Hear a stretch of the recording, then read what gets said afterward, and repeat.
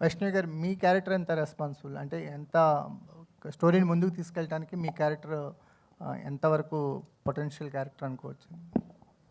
నేను actually 2 roles. Yeah,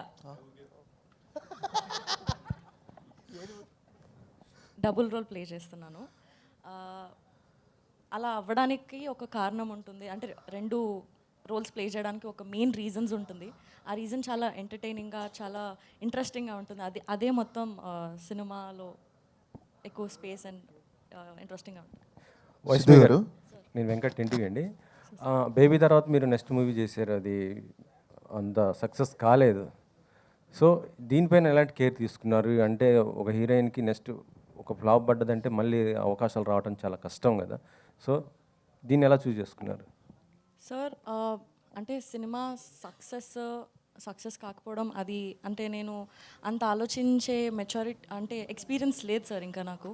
బేబీలో నేను character వరకు చూశాను, ఆ సెకండ్ సినిమాలో కూడా క్యారెక్టర్ వరకు చూశాను. అది నాకు చాలా ఇంట్రెస్టింగ్గా, చాలా స్కోప్ ఉన్నట్టుగా అనిపించింది. ఇందులో కూడా నేను అదే చూశాను, నా క్యారెక్టర్ చాలా ఇంట్రెస్టింగ్గా, చాలా స్కోప్ ఉంది అండ్ పర్ఫామ్ చేయడానికి నాకు చాలా ఎక్సైటింగ్ అనిపించింది. సో నేను మోస్ట్లీ క్యారెక్టర్ పైనే నేను సెట్ అవుతానా, నన్ను నేను చూసుకోగలుగుతానా అండ్ నేను బాగా చేయగలుగుతాను అన్న దానిపైనే ఫోకస్ సార్.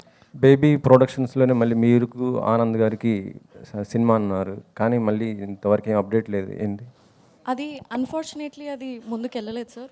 బట్ మేబీ ఫ్యూచర్లో ఇంకా ఏదైనా వస్తే I'm looking forward to do. I've always had a great experience working with them. So అంటే ఎస్కేఎన్ గారితో అంటే ఆ ప్రొడక్షన్తో అయితే మీకైతే ఇబ్బంది లేదు కదా? ఉందని ఎవరు చెప్పారండి? అంటే మొన్న దాంట్లో కొద్దిగా సోషల్ మీడియాలో అయితే ఇదే వైష్ణవి గారిని ఇలా అన్నారు అనేసి కొంత ఇదైతే అయింది. అదే చెప్తున్నాను, ఎవరిని అన్నారో మరి నాకు తెలీదు. బట్ ఏదైతే బయటికి వచ్చిందో న్యూస్, దానికి ఆన్సర్ చేయడానికి ఒక వీడియో చేసి పెట్టారు. ఐ థింక్ దాంతో ఆన్సర్ వచ్చేసింది అనుకో. ఆయన నన్నేం అనలేదు కదండి. సిద్ధు గారు, అది సిద్ధు గారు ఒక నిమిషం. మీరు ఆరెంజ్లో ఆల్రెడీ బొమ్మలూరు భాస్కర్ గారితో చేయడం జరిగింది, దాంట్లో చరణ్ గారితో కూడా కాంబినేషన్ చేశారు.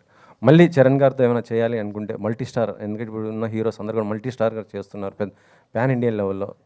సో మీరేమైనా అవకాశం ఉంటే మళ్ళీ చరణ్ గారితో కలిసి? Definitely would love to work with him always, and he's a sweet heart, and whenever I've met him I've had great experiences. So definitely కలిసి వర్క్ చేసే అవకాశం వస్తే it will be really really cool. Actually చెప్పాలంటే భాస్కర్ గారికి ఇప్పుడు success rate లేదు.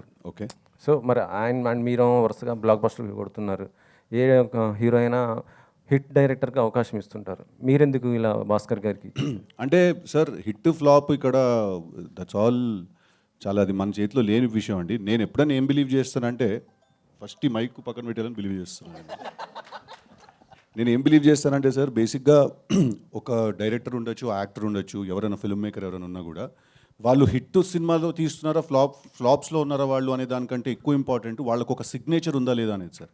వాళ్ళకు ఒక యూనిక్ స్టైల్ ఉందా లేదా అని. సో మీరు డెఫినెట్గా మీరు బొమ్మరిల్లు భాస్కర్ గారికి ఒక చాలా స్ట్రాంగ్ సిగ్నేచర్ ఉంది, ఆయనకు ఒక చాలా యూనిక్ వాయిస్ ఉంది, ఎవరు డినై చేయలేరు.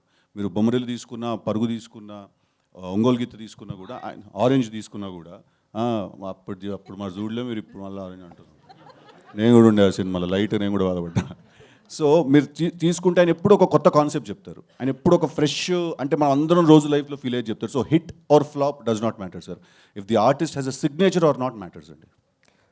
సిద్ధు గారు, బీవీఎస్ గారు సార్.